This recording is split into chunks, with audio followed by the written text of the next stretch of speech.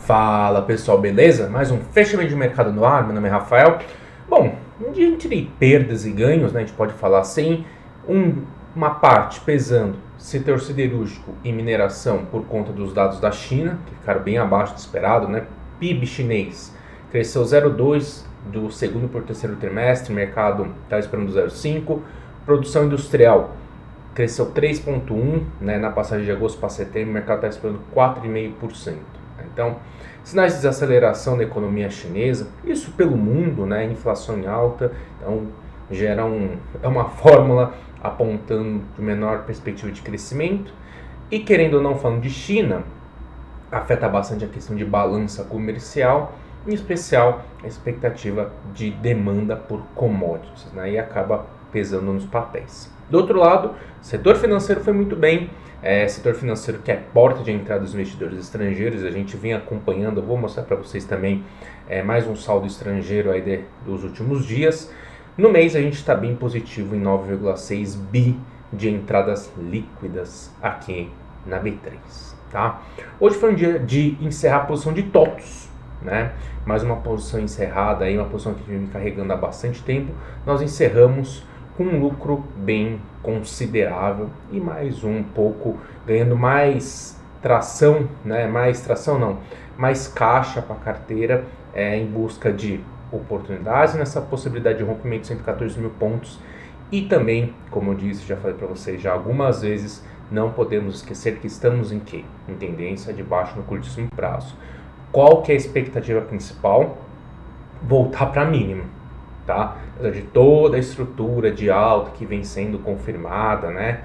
Existe essa possibilidade. Então, papéis que estão em região de topo ou que sinalizaram o topo que você pretende fazer parcial ou qualquer coisa nesse sentido, eu pelo menos acho que faz sentido fazer isso, uma vez que o mercado está em tendência de baixo no curtíssimo prazo, tá? Aí vai da estratégia de cada um, beleza? Então, vamos falar sobre tudo isso no fechamento de hoje. Vamos lá. O que a gente tem aqui? A gente tem esse Ibovespa, como eu disse, expectativa pelo rompimento? Sim, né? Tem vários sinais de compra por aqui, a gente já falou bastante sobre essa questão. Qual que é o ponto? O rompimento dos 114 mil pontos. Beleza, tá? Hoje, né, o volume foi fraco, né? O volume foi bem fraco na venda, isso é bem importante. O ABV está rompido já, então chance muito boa de romper esse patamar, uma vez que o que sinaliza isso? Que entrou muita força compradora sobre 110, 109 mil pontos, tá? Gatilho, rompimento desse patamar. Hoje, em especial, esse movimento aqui, tá vendo essa longa sombra inferior? Né? A gente pode observar melhor isso aqui, né? Abriu com essa queda e está fechando bem próximo da massa. Mostra a força compradora. Então, existe sim essa expectativa. A questão é, você vai operar no meio do caminho? Não dá. Ou você, né, fez compras por aqui, ou você espera o rompimento, que é o mais correto, levando em conta a tendência de baixa de curtíssimo prazo. Tá? Então, eu vou esperar esse rompimento. A gente já fez algumas coisas nesse movimento aqui, né, nesse último candle de reversão. Nesse candle de reversão a gente fez, na verdade, em setembro, tá? E agora esperar esse rompimento, porque é algo mais, como assim dizer, maior probabilidade, né, de dar certo em vista da tendência de baixa que vai ser anulado. Tenho que respeitar a tendência acima de qualquer coisa, tá bom? Bom, como eu disse, dos papéis que a gente está de olho, o que eu gosto bastante, eu gosto de raia, porque olha forte, aqui eu gosto muito desse tipo de setup, papel na mínima, OBV nas máximas, então entrou muita força compradora nesse patamar, tem um fundo duplo sendo formado, tem estrutura de compra aqui nos 60 minutos, aí a questão é, ou compra o rompimento, superando a máxima do último candle, ou espera voltar para cá, que nem Ibovespa, né? Ou compra junto no rompimento, ou espera voltar para o último fundo. Mas eu gosto bastante também de Multiplan, também, né? Ó, o BV lá para cima rompendo, né? Volume vem forte na compra e aqui, onda 1, fez pullback junto com o mercado, tá fechando positivo, superou a máxima, tem uma compra, né? E é importante, se você encontrar papéis como, por exemplo, esse aqui, nesse caso de Multiplan, que já rompeu a média, né, já deixou para trás uma resistência importante, bem mais interessante, né? Tem Multiplan, por exemplo, que Banco do Brasil hoje já andou bem, né? Mas também Banco do Brasil já rompeu sua última média, tem Localiza também rompendo a última média, enfim. Então, acho que é interessante, se for fazer algum tipo de rompimento, papéis que já tem uma estrutura de alta, já pelo menos já deixaram para trás uma referência de resistência importante, que no caso seria a média móvel de 21. E nós temos, do outro lado, os papéis que ainda estão bem vendidos e que estão em suporte muito forte e estão em tendência de alta, no caso, Magazine Luiza, por exemplo. E aí vai a estratégia de cada um, se deixar algum sinal de reversão mais forte, você fazer essa entrada, beleza? TOTUS. A gente zerou na abertura, o papel abriu a 35, a gente zerou o papel a R$35, tá? Mas por que você zerou um papel que tem forte tendência de alta no curto prazo, né? A gente tem o papel desde os R$27 aqui, né? Já tem desde o ano passado.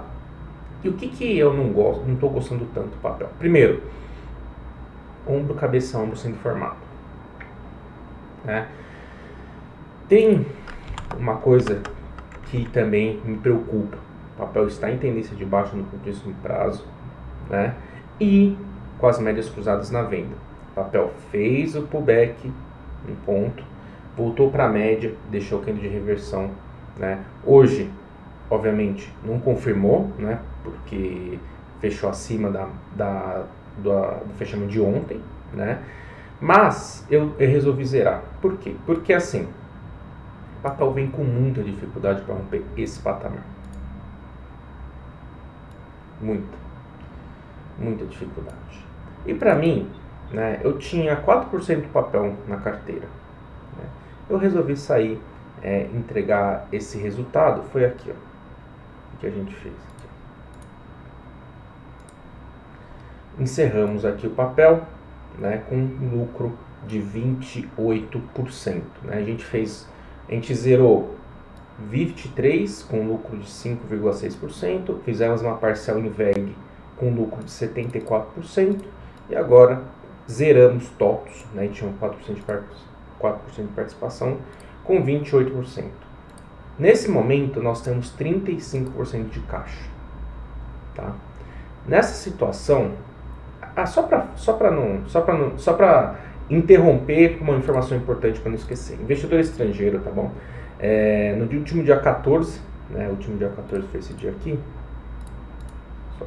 Só para não esquecer, pessoal, né? Aqui, ó, o dia que ficou no 0 a 0 aqui, investidor estrangeiro não fez nada e no mês está positivo ainda em 9,6 milhões, tá? Então, só para mostrar aqui, se você quiser acompanhar o investidor estrangeiro, né? Aqui todo dia eu vou fazer essa atualização. Então, o que eu quero dizer aqui, né? Agora tem esse caixa de 35%.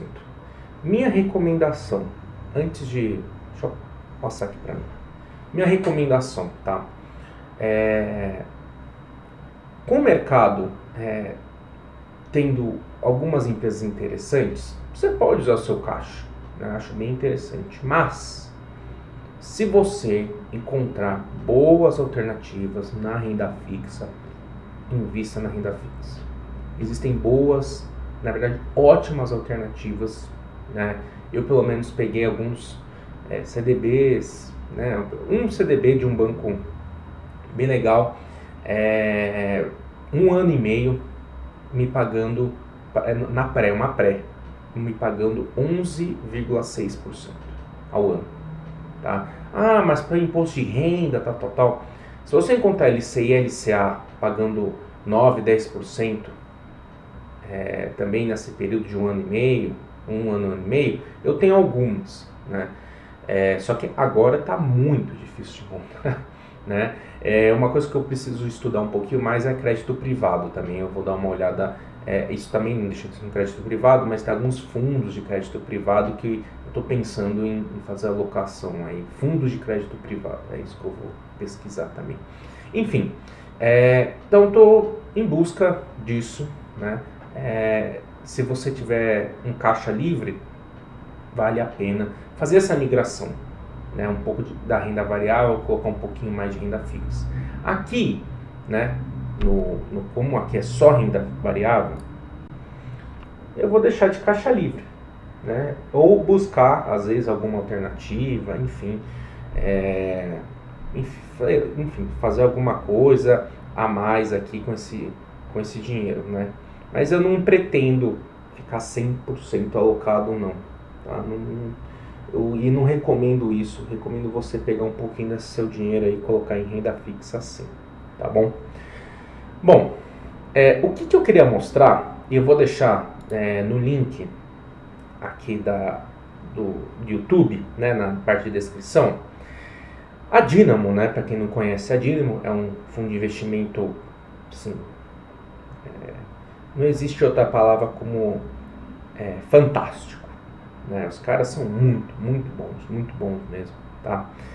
E eles soltam cartas trimestrais, e eles fizeram duas cartas, carta 110 e carta 111, falando do case sobre Suzano. Cara, assim, eu não li ainda inteira, mas é sensacional você ter... Isso aqui é você ter uma oportunidade, rara oportunidade, de entender como um grande fundo, né, e um grande gestor, né, e analistas fodas estruturam em case. E se você quer entender mais de Suzano, enfim, e mais sobre o setor, né, e dinâmica com relação a commodity, né, celulose, cara, esse é um material indispensável, tá? Então, vou deixar para vocês no link da bio, na descrição do vídeo, a página das cartas da Dynamo, tá? Sensacional. E a gente tem isso na carteira, tá? A gente reduziu boa parte, né? A gente não pegou essa queda, a gente reduziu boa parte da exposição quando começou a sinalizar topo. E a gente estava no pico do ciclo das commodities, né? Então a gente fez parcial. Então a gente tem 5%, na verdade 5% de papel na carteira. E a gente quer voltar a ter pelo menos, né, nosso normal do papel 10%, mas pelo menos uns 8% eu acho bem razoável, tá? Graficamente falando, assim, o que é interessante nesse momento, né? E aquela questão da análise de camadas que a gente vem falando. Vamos fazer um pouquinho junto sobre isso. Você olha o curto prazo, o papel ainda está em tendência de alta no curto prazo, né? A gente pode observar aqui, o papel, né, tem uma tendência de alta e está num ponto extremamente importante. Qual que é? Essa região dos 50 a 49 reais. Por quê? Foi a partir desse patamar, né? Ó, foi topo em 2018, assim, bateu a máxima de topo de 2020, né? E a partir do rompimento desse patamar, em meados de setembro, né, o papel foi para cá. Então a gente está num ponto que é o limite para a gente falar que o papel está em tendência de alta no curto prazo. Por quê? Se perder esse patamar, vai perder o último fundo, o último topo rompido e vai entrar no processo de indefinição no curto prazo, né? Porque também vai perder uma referência muito importante que é a média móvel de 21 meses, tá? Se você olha o semanal, né, a gente pode observar ainda mais a importância desse patamar aqui dos 50, 46, nessa região aqui, 49 e 46, tá? O papel tá feio, não tá bonito, por quê? Está em tendência de baixa no curtíssimo prazo e ganhou um novo momento de baixa. Por quê? Perdeu R$54. Qual é a chance aqui? É ir para cá. É continuar caindo. A chance maior aqui é continuar caindo, né? E aí, você olha o diário, tem algum gatilho na compra? Zero gatilho na compra. Tem alguma divergência? Não tem divergência. Não tem divergência. A única coisa que a gente entende, né? A única divergência que tem é essa aqui, que não é muito forte, mas existe de FR, né? FR para cima, topos, fundos ascendentes, e aqui o papel meio que de lado. Tem uma divergênciazinha, o papel de fato está bem descontado no diário e no semanal também. Está num ponto bem interessante se você pensar. Mas não tem nenhum sinal de compra claro no diário. O que eu acho interessante? Primeiro, quando a gente está nesse tipo de cenário, deixa eu até ajudar uma ajustada. Quando a gente está nesse tipo de cenário, de suportes muito importantes, né? Vem com um IFR bem descontado, não consegue perder esse patamar, né? Teve uma força compradora, mas não conseguiu desenvolver. Tem um fundo muito importante falando um pouco sobre o call, então você tem informação nova no mercado, né? Informação relevante sobre o papel no mercado. Vale a pena estudar. Primeiro, né, um papel que está de fato descontado. Acredito que o resultado desse trimestre deve ser muito ruim, né? Até por isso que a gente zerou o papel para esse finalzinho de ano, né? A gente fez parcial e reduziu boa parte da participação para esse finalzinho de ano, mas tem muita coisa no preço. E aí que é interessante ler as duas cartas da Dynamo para entender e também, né, enfim, fazer pesquisa e estudar um pouquinho mais sobre o case. Então fica a recomendação aí dessas duas cartas. E se você gosta de Suzano, quer buscar uma entrada, graficamente a gente não tem nada, mas está num preço interessante, sem dúvida nenhuma. Beleza, pessoal? Então é isso, esses eram os recados, né? Não esqueçam de ir fazendo a parcial, não esqueçam de fazer isso, tá? É bastante importante, né? E como eu disse, se você quer buscar boas oportunidades de compra, se você eventualmente encontrar papéis que já romperam a média móvel de 21, uma resistência importante, acho bem interessante busca desses papéis, que existem bons papéis fazendo isso com múltiplos baratos ou empresas de belíssima qualidade. Beleza?